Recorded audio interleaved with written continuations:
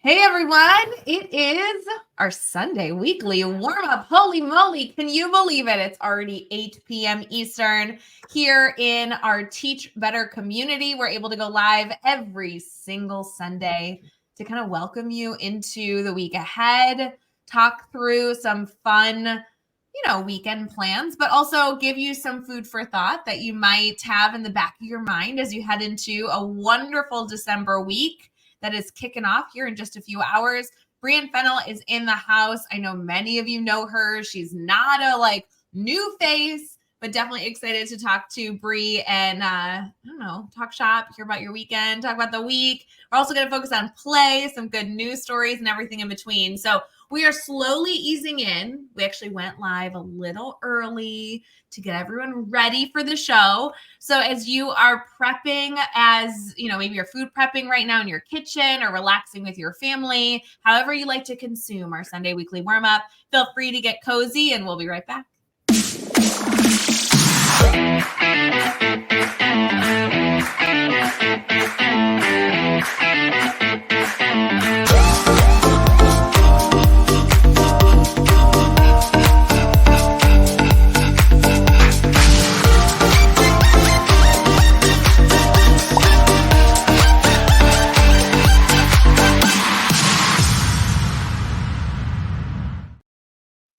Hey everyone, we are here for our Sunday weekly warm-up. Bree, how are you, girl? I'm doing great.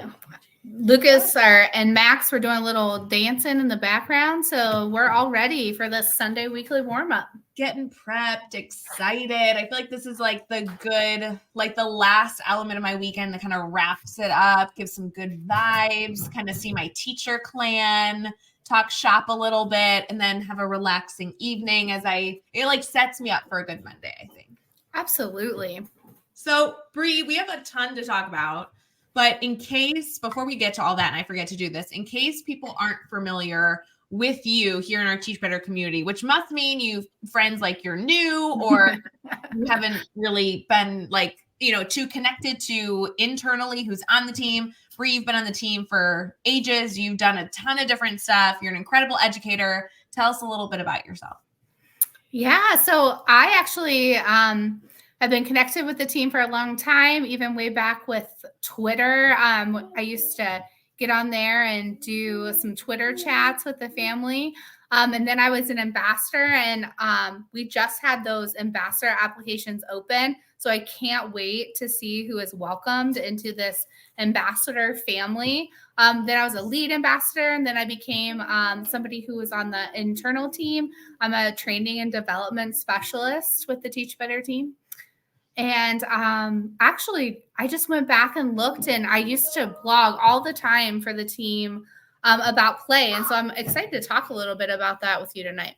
I have a ton of questions for you that I've submitted as listener questions, and I knew that we weren't going to address them until I had you on camera with me. So this is going to be perfect. And for those of you who have been eager for some of that elementary support, but even just the concept of play, which, by the way, should be seen at all grade levels, we'll be able to kind of talk on that educational topic today during our time together. I know Brian's making fun of us because we got started early, but Brian, we were ready and we wanted to ease into the conversation. So, hey everyone, thank you for being here. And Bree, people are very excited to see you on screen.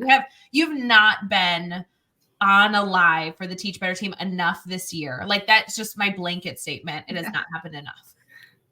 Well, you can have me on anytime. And we need to talk about why I'm here and not your normal Sunday co-host. We need to wish a big happy birthday to Brad. And hopefully he is enjoying all that time with his family and just being his awesome self. Brad, we are so appreciative of you. Brad Hughes, you have changed my life. You've changed so many people's lives with your existence, your dedication to support educators, and just your absolutely banging personality. You are just the best human on the planet. We hope you have an amazing birthday, and we hope that you are spending this time with incredible family and friends surrounding you. And, we're going to continue to celebrate Brad's birthday all week because it cannot just be a one-day event. Brad's Yeah. the best. Brie, I was going to say you were here because I've been dying to be live with you. And so that's why I feel like I've been messaging you for weeks being like, when are you coming on the show? When are you doing something with me that I can hang out with you? And then of course, this was just like the perfect timing. Yes, I love being live with you, Ray, or any chance to hang out with the team. Well, and we talk a lot, I know you mentioned it, but I feel like we should do a little like dive deep into it. You've been affiliated with our team for so long, and so many educators, even like those in the comments, like good afternoon to Brian and Brianna, like we're seeing so many people. We have a Facebook user commenting, like we love having people share their journeys of being connected to the team, how you either evolved by getting more involved in the team or how you evolved as an educator because of the team. If any of you are willing to share your little Teach Better stories in the comments, we'd love to see it. But Bree, you were a contributor to the Teach Better community for so long, even just before becoming an ambassador. And then I remember the day. I remember vividly where I was sitting when I was in a meeting that they were like, we're going to steal Bree from the ambassadors and like make her come to the Teach Better team. Yeah. Oh man. I know. Andrea and Megan are so fantastic. They started this ambassador program. They had this amazing idea, and I couldn't be more thankful for them and the time and just the way the ambassador program helped me grow as an educator and I am still in the classroom. And so I will peek into their Voxer group and get ideas. I love hanging out in the Facebook group with the ambassadors. So, I mean, really, it's such an amazing program. And like I said, I just can't wait to see who is going to be leading those ambassadors and continuing to be a part of that family. Yeah, for those of you who may not have taken advantage during our month of Better in the month of November, we had a lot of different opportunities to get involved, one of which was to apply to be an ambassador. So if you missed that deadline, don't worry. There'll be an opportunity in the future for you to be able to apply. But if you did apply, as a reminder, it is possible that you may not get in on your first try, only because it is so number based. Like we want to make sure that we keep that group small so we can commit everything humanly possible to each and every one of you. And still, I think even though we keep it small, there's so much more we could be doing. So we're constantly trying to revamp like the best possible way to support our ambassadors. And the other thing was the application for the grid method cohort. That grid method certification is exciting. I mean, like we're starting to look at applications, I know, in those committees as early as this week. I have a meeting tomorrow kind of kicking off the next steps for both of those programs, looking at applicants and trying to get some stuff in order.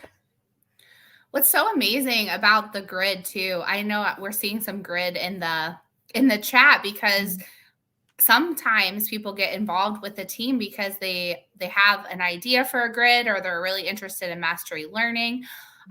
But right now, like going into the holiday months and there's a break coming up for some of us, I feel like my kids in my class, and I have third graders, they're really taking advantage of the grid right now, and they're learning a lot of different ways where they're kind of like driving their own learning, and they're looking forward to that grid time. And so even if you haven't started anything with the grid, if you go to teachbetter.com/the grid method, like you can find resources on there or in our private Facebook group of grids. You could get started just introducing some of that now, even before break happens. Oh my gosh, Bree, you literally are speaking my language already as we get into this conversation, because I was with a school district or a school, it's like an ESC. So it's like a bunch of different districts and they like come together through this ESC in the state of Ohio.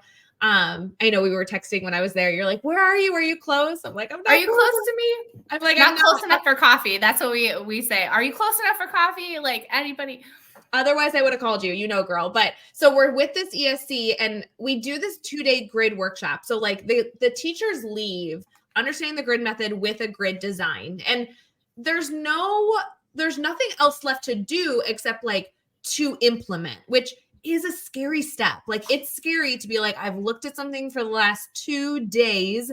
with a trainer in this supportive community. Now I'm going to choose to like officially dive in the pool. And sometimes that's where we start to see educators get a little weary because it's scary to do something new, even though you're prepared. And one of the big discussions we had at the end of our workshop, just kind of coincidentally, but thank God it happened, was utilizing right before break, like right before winter break, to do your first grid. And maybe it's not a content grid, or maybe it is. Maybe it's a review of the information you've done over the semester. Maybe it's just like social and emotional skills. Maybe it's some of that like work that, you know, you never really get to that you want to expose students to. Bree, one of the things that teachers brainstormed is so many educators do team-based time to like identify missing work and have students turn in those last things to get the final grades. Put that in your grid. Like have students go through and essentially audit that they've turned in those big projects, that they still have retained those big skills. And you could do it for like a week. Like it's a mini grid. It's like a Monday through Friday or whatever. You know, it was just like, I think it gave people peace of mind that even though some of you listening like might be grid experts, like you can also like do little ones, and there's no shame in that. That's good for our kids too.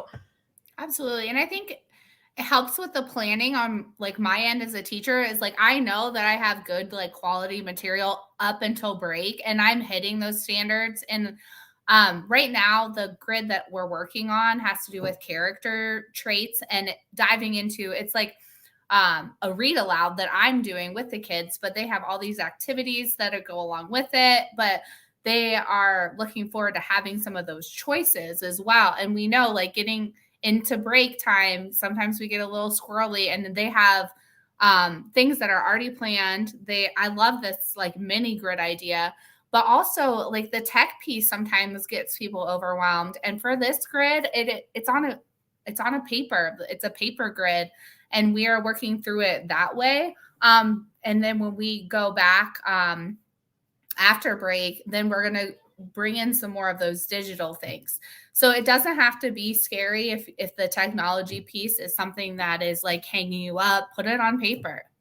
Yeah, I love that recommendation, Bree. We had a lot of conversation about modalities as well, like looking at how you're delivering the information, and it can be different. Like that's what I love about the grid is you might do it one way in one section and then change it up. Or even if you find some consistency in a grid, you have full autonomy to just switch it up the next time you try it out. And that's okay. It gives your students the ability to have different learning opportunities. I love the concept of choice being incorporated.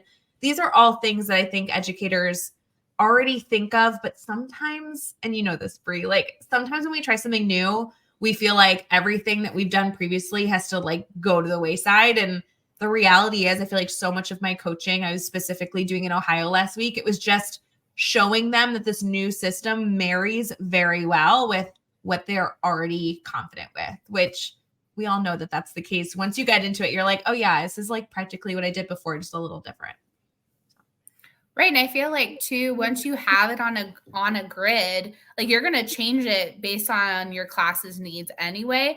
But there might be things in there that help you remember like, oh yeah, I did this really great thing with this group before that was, you know, DOK4. And I want to really try to incorporate that again. And you already have it there. So you don't have to remember and pull out those things because you already have it ready. Can I also say, Bree, the one thing I thought of, and this is weird because obviously like you and I support teachers with the grid method constantly, but because this is so top of mind, I got back like Friday night late. So I'm like, literally, this is the work I was just doing before this weekend. But I realized that on our grid workshop page, we have so many resources. And I think all the ones I'm going to mention are also on just our free resources page over at teachbetter.com/the grid method. We have so many resources that maybe at the workshop are a little too advanced, but now that you've been working on it for a while, can be really beneficial. Everything from, don't forget, friends, we have that entire like intro grid download that essentially creates your introduction grid for you. We have the frequently asked teacher version, parent version, and admin version. If you're trying something and you want to give your admin some support, or like a a mentee, some information on the grid. We have that free course, but then the one I really like, which has nothing to do with the grid, but I really like the download, is that question stem document that levels your questions based on Webb's depth of knowledge. I just think is the easiest tool to use. And it doesn't matter who you are. If you're an educator, we can all be better at questioning. That doc is awesome. Like, so good. I feel like too, if people don't know, like I look at the team's Instagram a lot, and I'm really trying to like be very cognizant of like figuring out what people need on Instagram, or just supporting teachers through that platform. But one of the things that I saw as I was doing my work today is that people are talking about going away from small group and how they're afraid of that. Like, because there's such a big push for explicit instruction or science of reading that they're feeling like they can't do as much small group.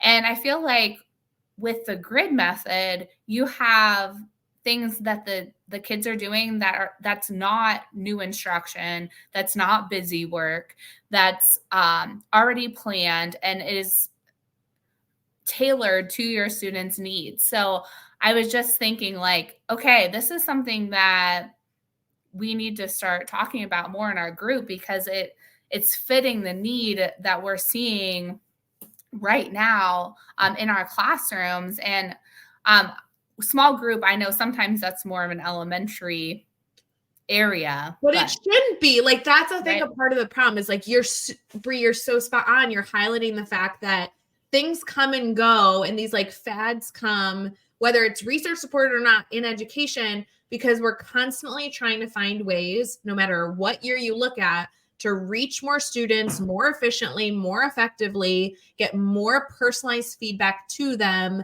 and then continue to develop them as people, as human beings. And these things are good for us to keep in mind, but when it fits within a framework, that's the only way that for me I ever found that I can do it consistently. Otherwise, it's like something I do really well for a month or something I do really well for a day, but then I'm like nervous because these other things go to the side. Like small group instruction doesn't have to go away just because we do want it to be more personalized. Do you know what I mean? Right. Like, absolutely. Yeah. We don't have to, when we have these different shifts and the research is there to support that these shifts, should happen for our young learners. And that's fantastic. But as educators, we don't have to, like you said, throw away everything that we've learned, to implement some new instruction. So good. Bree, we want to keep on this conversation of education because we were supposed to banter and talk about nothing valuable, but gosh, this was like such a good conversation. We're going to get into our Sunday strategies. While we transition here, I want to encourage everybody in the comments to tag a friend, tag somebody in the Facebook group to come join this conversation. We're going to be talking about content that is relevant K-12, even at the upper levels in that college, university, academia world. So we'll be right back. Let's make sure to continue to support our network.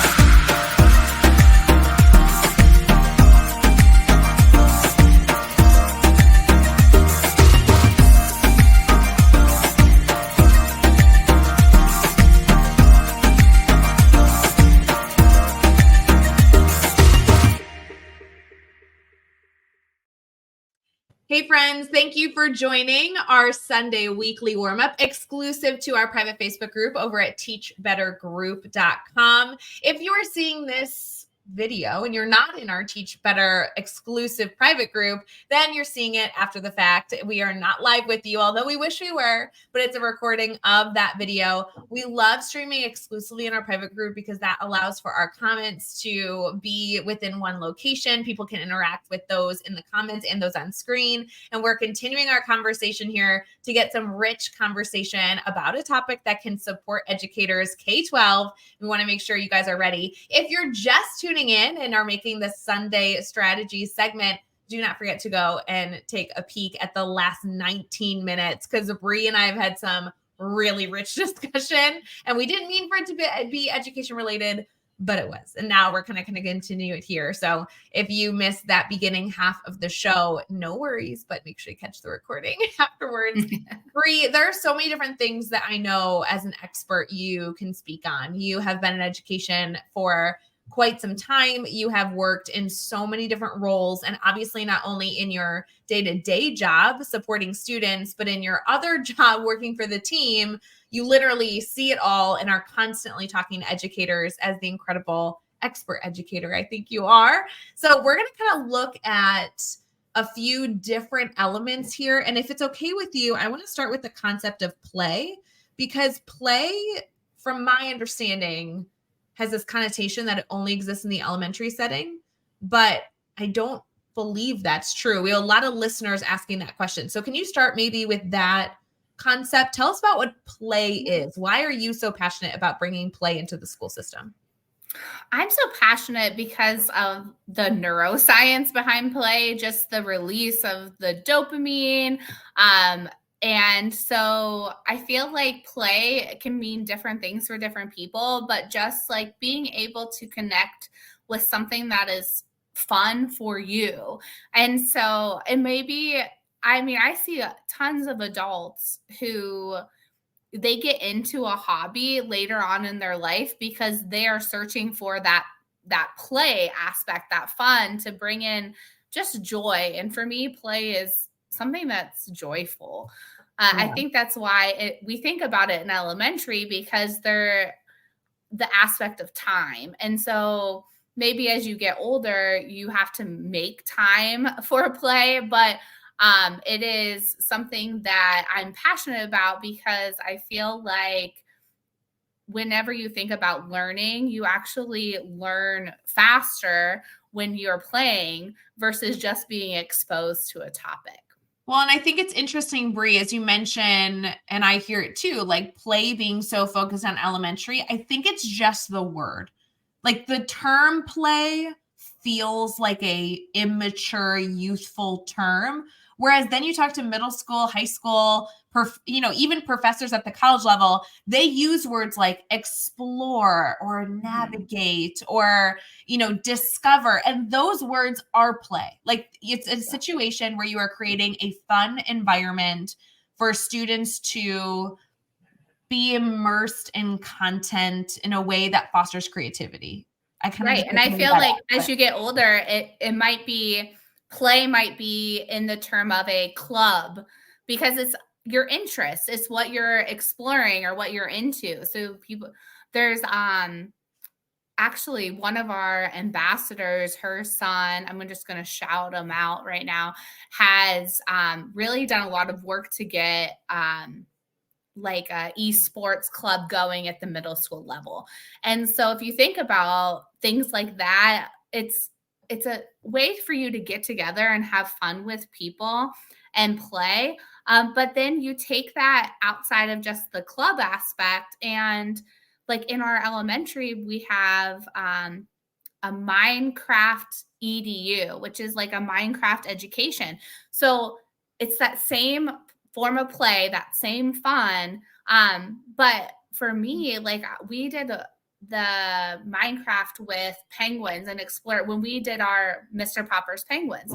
So it does not take too much to connect something that you're already learning, you're already hitting those standards, and bringing in something that's exciting for kids.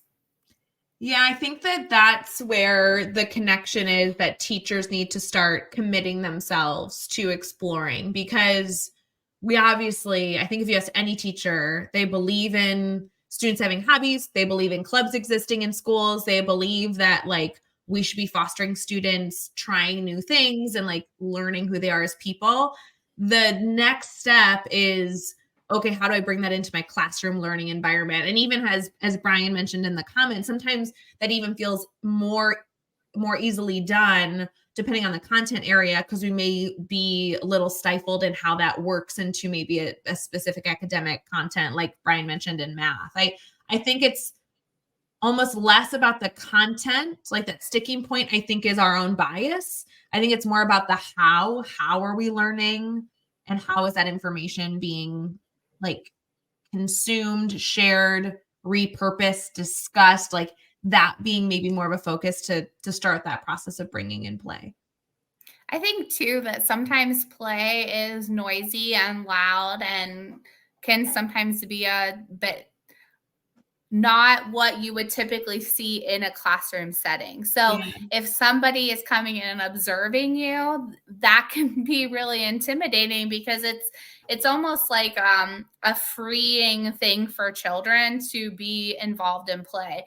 And so it's not, I want to say it's not bad noise. You know what I mean? It's not kids, just yelling and shouting. It's kids who are excited about being in that space. Yeah, and we all know this, right? If you're worried about chaos ensuing or a classroom getting out of hand, that just means you need more structure on the back end, right? It doesn't mean it can't happen. Like controlled chaos is possible. We see that a lot in discussions. We were talking earlier about the grid method. The grid method is constantly something that's described as an opportunity to learn that has volume as a part of the management element.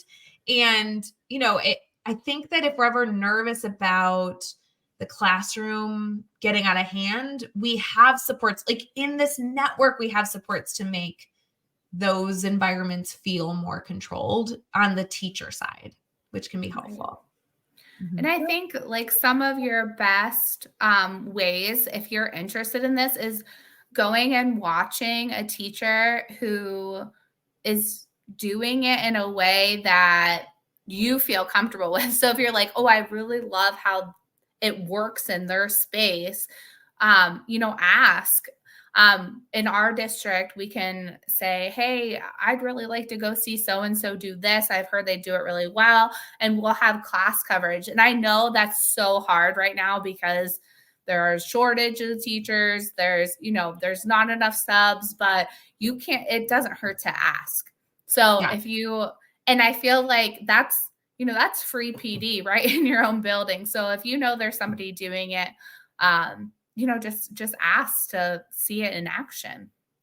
Everyone in our Teach Better community that tunes into our lives probably is already aware, but many educators in this community, either via email, direct message, submit listener questions. And listener questions is a specific thing that we do a lot on the Teach Better Today morning show, which is every single morning, Monday through Friday at 7 a.m. Eastern, streaming on Facebook, YouTube, Twitter, Twitch, and LinkedIn. But we also like to bring them into our Sunday weekly warm-up show as well. And one of these questions, Bree, I think is really fitting for what we're discussing. So this question says, how does play contribute to emotional and mental well-being of students in a school environment? Bree, I know you've really become an expert in this space. You've written books on it, and this is constantly kind of an area that you're focusing on. So what would be your answer to this viewer? Well, I think that that play helps with regulation, which is something that is one of the biggest behavior management things that we see. It's regulations of emotion. And so play and exercise help us realize like the things in our bodies that either are really, really at a high level, that high like red energy level, what's calming. There are ways that you can play like with Play-Doh or with fidgets or those kinds of things that are more of a calming sort of play. So teaching kids like how they're feeling in those spaces can really help with that social emotional regulation. For the social emotional learning part, I love to tie in like activities with books. And I know that that's kind of my other whole thing is, connecting kids with great books, but connecting teachers with books that talk about social emotional learning and then doing a playful activity, I feel like really gives you a lot of bang for your buck. And if you think you teach middle school and you can't read a picture book, that's not right. That's totally wrong. They love it. Yeah. Yeah. And it's quick too. I mean, if you want to share some space with your kids and let them connect with some characters, using picture books, I feel like is a really great way to do that. The high school. This I saw question that. there.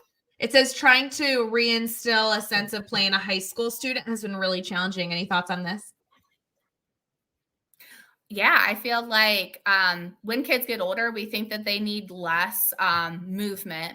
And I really feel like movement is where in the high school, you're definitely going to see probably more of a like developmentally appropriate form of play. But also like card games. If you teach math, I feel like card games is one of the best ways to kind of bring that in, teaching them different card games. I feel like even going for a walk. That's the trick, Bree, is like understanding that play at any level has to be grade appropriate. Play doesn't mean we're trying to get high schoolers to do make believe with figurines, right? Yeah. And like I don't mean that in like but I truly think I work with educators that are like, I can't infuse play, my kids are too old. And I'm like, no. We as like adults play constantly. We know high schoolers play too. It just isn't the play that we see coming out of our 7-year-olds, and like that's okay. And we almost have to re-educate ourselves of what that specific age group, how they play versus trying to use elementary skills at an upper grade level. Does that make sense? Yeah, absolutely. I totally agree. But I also think like some things like connecting those high schoolers with another grade level too, and just letting them see that they can actually bring joy to others might break them out of that sense that they're too old or they don't have anything to kind of offer to the world of play. Like I feel like we have high schoolers that come and they just like play basketball with kids at recess. But that's another thing, like that's my soapbox, is that we take away those times from the older kids because we're afraid we either don't have enough supervision. We think that they're too young for it. But even I feel like middle school, I feel like it's too young to take away their recess time. I feel like they need that time to socialize, to get fresh air every day, to walk around with their friends. Will problems come up? Absolutely, 1000% they will. I mean, that's just the human nature. But also giving them time to do things that will help regulate themselves, will help with behaviors in the middle school. Such good discussion, Bree. I know we had to transition, but we are definitely going to encourage everyone to continue this conversation, not only in the comments, but within the Teach Better community. I would encourage you also, if you have any questions, to continue to post these types of questions in our private Facebook group. That is a group of over 7,000 educators that are all dedicated to being better each and every day. And sometimes looking for strategies might come from educators all around the world putting their brains together. So we'll be right back for our Sunday Spark.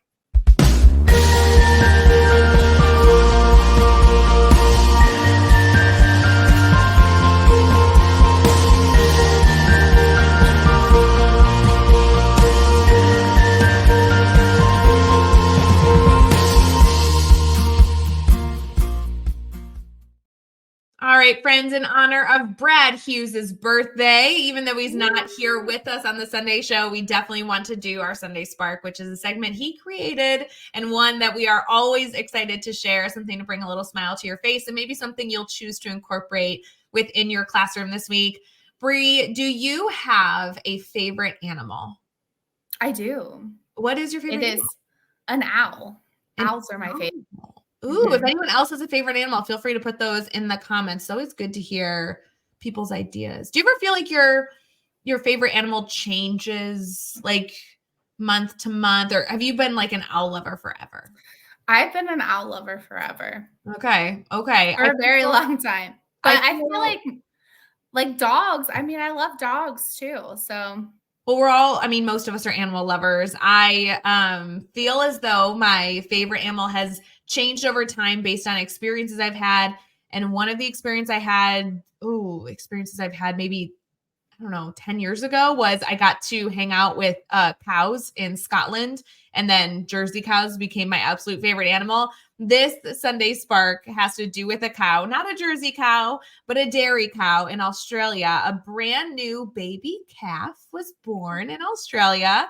So cute. If you've not seen a little calf recently, they have like that, really nice furry looking vibe, brand new, walking around with their new crew, but they have a very interesting spot. So this baby cow has a smiley face on his body, and the group that owns this baby cow, and of course their mother and everyone else in their group, jokes that they've seen all different types of spots, right, on a cow, like hearts and numbers, but they have never quite seen such a prevalent smiley face. So celebrating this cow and the long life they're going to have with their beautiful smiley face on their side. I thought that was so funny. We could bring that to our students this week. It's so cute. So cute. The other things that we like to celebrate during this time are funny holidays or religious holidays or whatever, cultural holidays coming up this week. There are, of course, so many because as we head into December, as we've mentioned previously, there are great things to celebrate. Some reminders, Bree, I always love a good funky one, is that we have a cab day, like a red cab, a wine night that is coming tomorrow. So maybe it'll be a good deed to have a little glass of a cab red wine tomorrow, if that suits your fancy. We also have National Ninja Day. I'm sorry, it's International Ninja Day coming up on Tuesday. Bree, will you be celebrating International Ninja Day? Likely no, but I feel like that would be a good one to share with my students. Yeah, National Gazpacho Day is the following day, National Miners Day, St. Nicholas Day. There's just like so many fun things to celebrate coming up this week.